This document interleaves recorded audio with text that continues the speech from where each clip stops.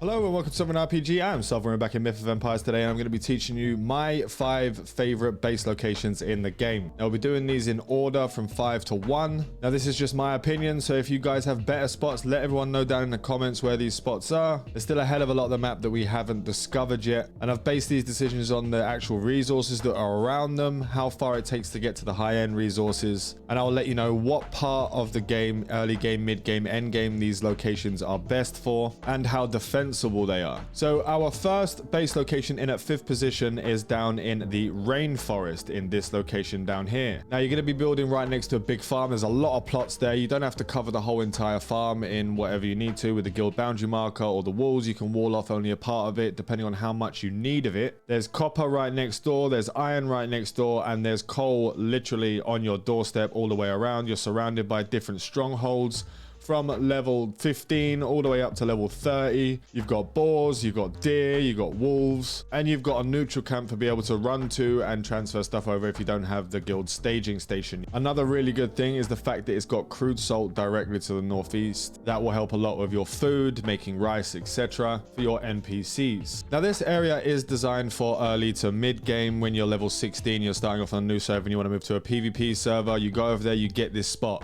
If you keep your walls and your actual fortifications ahead of the weapon progression, so if there's people running around with iron, you're going to be wanting to have masonry up, etc., so they can't damage it unless they're using siege. As long as you can do that and you've got a big enough group to get that going, you can set this spot and get it and sorted, and you won't have to worry about being raided until you're ready to move to your next stage in the end game. The negatives of this spot is that it's a million miles away from Cowling Clay. It takes a hell of a long time to get up there, sometimes 20-30 minutes depending on your speed of horse, sometimes even longer depending on if you're on a PvP server or there's bases covering the bridges, etc., and you have to go around or up the water, or there's a tiger sitting in a spot over here, you have to get right round, etc. It can take a long time. Getting to saltpeter, etc., is also a pretty difficult task. It takes a long time to get all the way through past the miasma, through these sort of western mountain area, up until you can get the saltpeter in this area. You're quite a long ways away from the rhino spawns. You've got a rhino spawn up here. You're quite a ways away from elephant spawns. There's an elephant spawn up here. There are elephants in random places around here. I have seen them in the mountains around this area, so you can get elephants down here, but the closest one you're looking is north of the miasma, and you've got crocodiles that are pretty close by for your cuting later on when you're making your higher tier gear. But all in all, this is a pretty decent spot. Let's have a quick look at the surrounding area. So this is where you're going to want to build. So you have the big farm all the way down here. For some reason, the farms ain't spawning in. We are on one of my test servers. That's why I'm running around like a maniac at super speeds, and the farms aren't seem to be spawning in, but these are paddy fields, and it's a high level paddy field. So you're going to have a lot of water in there. There's a lot of fertilizer. If you alternate the fields and you build, like, say you're like over here planting on this one, and you use up this one a few times, you get the fertilizer low, you move on to the next one, and then you plant and stuff there, and you just alternate between them so they regenerate over time. So you don't have to worry about fertilizers and stuff like that, because there's a hell of a lot of a hell of a lot of places you can plant. All these are all different ones. Now, the place you're going to want to build, if I can get up over this bloody hill and it starts doing this jaggedy stuff. Okay, let's start moving. You're going to be building up in this area. Now, once you get rid of all these trees, let's just pump a few trees out, punch a few trees, get these going, hit level 60 in one hit. Fantastic. Make meteoric ingots. Can't even speak. Once you clear this whole area up here is all flat ground. This is where our first base was on the PvP server. This is where we decided to build because of the amount of flat land. It's not massively defensible because you can be attacked from every angle. They can place in all areas. You can build several like layers of walls, and as long as you keep ahead of the curve, as I said earlier, with your buildings, what level they are from clay to masonry to metal, you can keep it defensible. If you have a large guild and you're online quite a lot of the time, you won't have to worry too much, because you can go out there and you can stick up some ballistas on the walls and take out the enemy siege, jump on top of the rams, etc. But this is a very, very good spot. Now, this next location is in a -354, -747.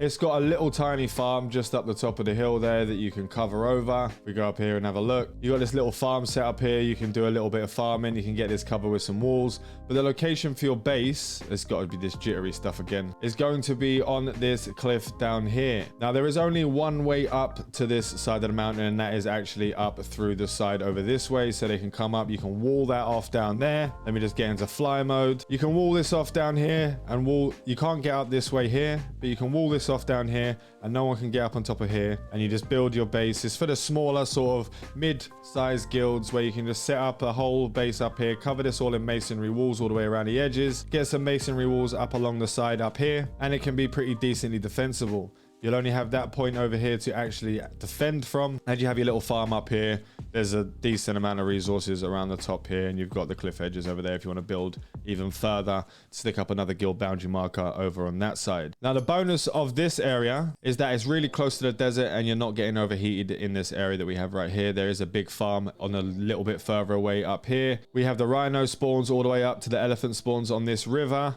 You can do all the fishing down here. You've got iron spawns. You're generally close to the meteoric iron spawns down by the actual snow mountain. You just have to cross the river. You don't have to actually climb up the snow to get to a meteoric iron mine. You're close to your saltpeter. The only issue is you do have to travel over around Shaft Lake. Don't ask why we call it Shaft Lake, but over Shaft Lake, and you can get your copper mine on this side. There's another copper mine here. You are decently far away from salt, but you can just run along the river along here with a carriage, grab a load of salt, and then come all the way back up. A lot of people don't build in this area here because there's a lot of tigers and a lot of nom-noms that come and give you a bitch slap because it's a higher level area. Now, you've only got 2 strongholds that are really close. This is a really small stronghold. There's a bigger stronghold up here, and you're looking at level 40 plus mobs. And you do have a stronghold across the river with a higher level of mobs. You do get dragon border spawns in these actual areas here, but this area was picked mainly for the defensiveness of it. It is closer to the higher end material, so this is definitely a mid to end game area you can actually sit in. But if they do get in up through here and set up their siege up here, you will get rained upon like fiery hell. Now, next up at number 3 is our current PvP base spot. There's a lot of room to build here for a large guild. You can get a lot of buildings down. You can get all of your stables down in an area. There's only one entryway up into the area, and if you place your boundary markers in a decent distance from each other, you can actually cover an entire wall across the entryway and have the entire open space. You'll actually need to build walls around the edges of the mountain because there will be, as I'll show in a minute, because you will be able to build up and climb up onto the actual ledge on top of this actual mountain, and they'll be able to get inside of your base without going through the walls. But you can actually get that over time and just build out from the small part that we're in. We got an iron mine right next door. There's coal mines right here. We got copper mines just over the other side of the mountains. There's wolves and boars. There's strongholds everywhere. You got the elephant spawn right down here. All you have to do is come out of your base area, take a left, go across, and you've got all the black iron. It doesn't take long to get there, 5 to 10 minutes. You have a really good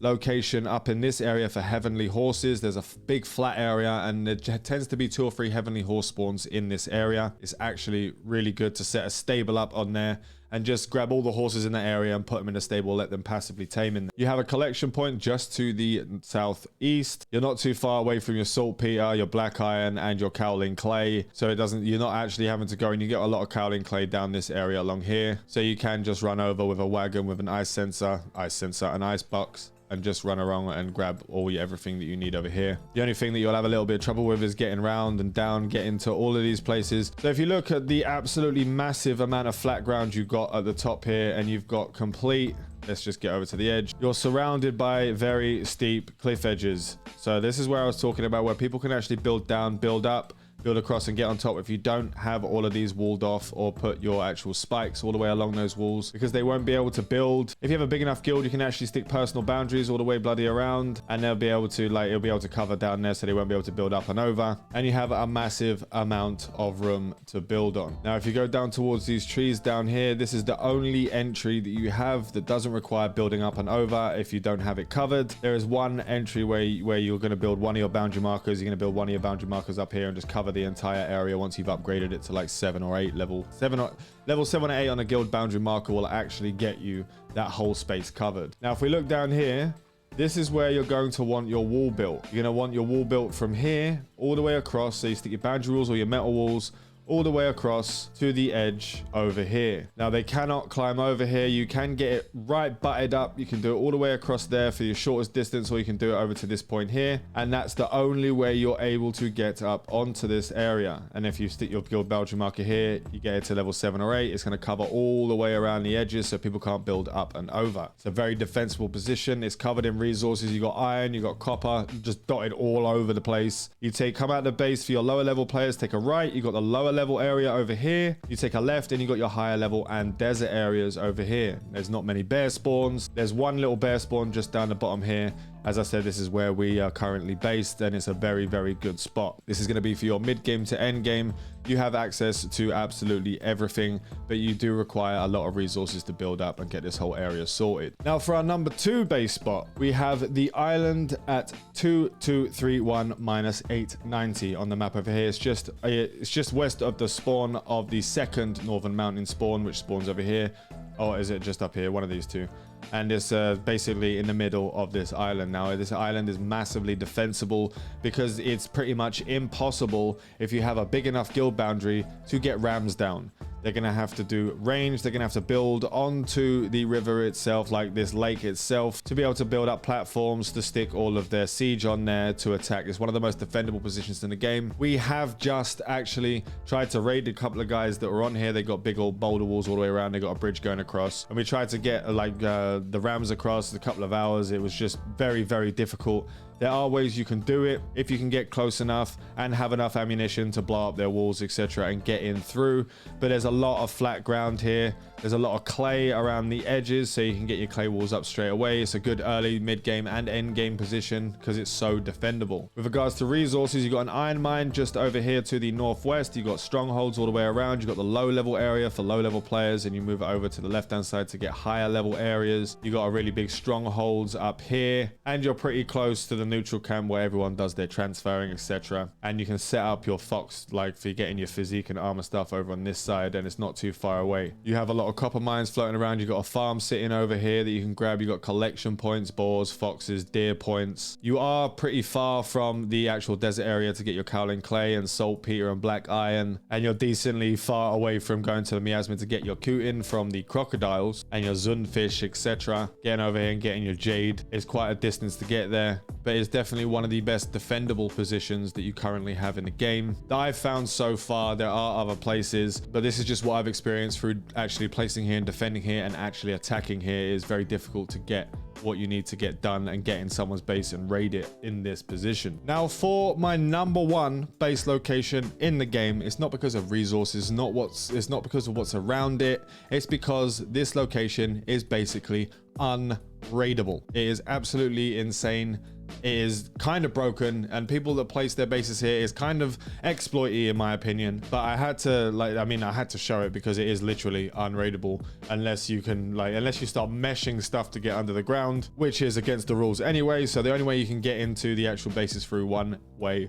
And you require, when you get a little bit further into the game, you're going to get metal walls up, and the only thing that can break metal walls are meteoric weapons. So you're going to go through meteoric weapons to get into this base, and you can't use siege to get in it. Like, it's just impossible, and I'll show you why. Now around the area we do have a lot of saltpeter. That's going to help you with your black iron ingots. You got a lot of coal around here to help you steel. You got strongholds all over the place. We've got rhinoceroses, wolves. There's a deer spawn up here. This area is like level 50 plus, so this is definitely an end game area where your players are not worrying too much about traveling over to the miasma, getting your kutin from your crocodiles, heading all the way up north into the desert, which is one straight road all the way up, cut across. You got a meteoric right there, so this is definitely the best end game position, and because it's so exploity and cheesy that it's absolutely stupid. But you're not here for the resources, you're here for the defending. Now if you look at this area, you're gonna think like it's pretty bad. There's nothing here, it's sparse as hell. There's no resources. There's only the forest with the trees over here. All of these trees are tier 2 and tier 3 trees, by the way. There's like hardly any tier 1 trees here, so you got to think about that as well.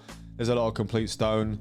There's a lot of stone tier 2 and tier 3 around the area. You got a lot of horses around here. There's a lot of deer for your hide, but there's not a lot of locations here that are any good. Like, it's not flat. You can't really build it. You can build up there, but it's not really very good. But if you go into this lake, so we're going to go into the lake right here. We're going to go under the water, and you're going to see there's a little glowy bit right there.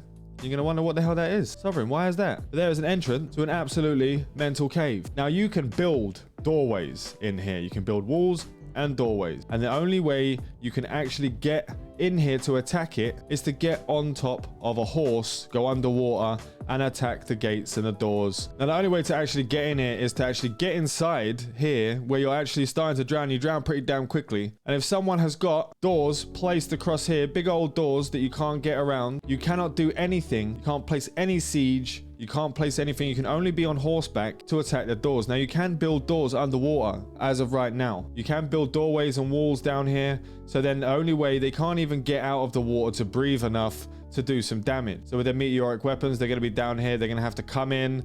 They're going to have to start hitting the doorways. Then they're going to have to go back outside and go up and get some air, then go back down again and come under. And by then you could be up there running around in a bed spot where you're going to have a little like sort of stone base or something sitting in a mountain where you're spawning with loads of gear and horses and stables, etc. You can jump out, run down, and while they're running backwards and forwards, you can kill them all one by one while they're trying to get in the doors. And there's a big old flat space in here that's just going to be enough to cover what you need to cover. You're not going to be able to cover this in stables. You're going to be able to build your actual base and store all of your stuff in here with all of your crafting tables, but anything other than that is an absolute nightmare. It's very small and it's not really great for really big guilds. But if you're a small to medium-sized guild and you want a place that cannot be raided, I mean, it can be raided if you're offline. Everything in the game can be offline raided, but if you're there, it is very difficult to raid this base until you get to the end game when you got meteoric weapons, etc. Now, there are plenty other caves on the map, and I will do a separate video for cave-based locations. I just wanted to put this one in there because it's so massively defendable right now, and I don't know how they're going to be fixing that. I don't know how they're going to make a submarine that can go under there and start sieging stuff. We'll have to see what they do about this. Maybe they'll have to cut this off because basically at the moment it's impossible to get inside. So as I said, I'll be doing a cave-based location map because there are caves all over the place that people can't see behind waterfalls, in hills, in mountains. There's caves in lakes. If you're just running about and you see a lake there, just jump under the water and see if you can find an entrance to it. There may be other ones in the game, and if you do know other ones, please let me know down below. And these are my 5 favorite base locations currently in the game that do not require you to deal with the heat, the miasma, or the cold on the mountain. I hope this was able to help some of you. Remember to like and sub if you haven't already for your Myth of Empires content. Fly safe and avoid local chat scams.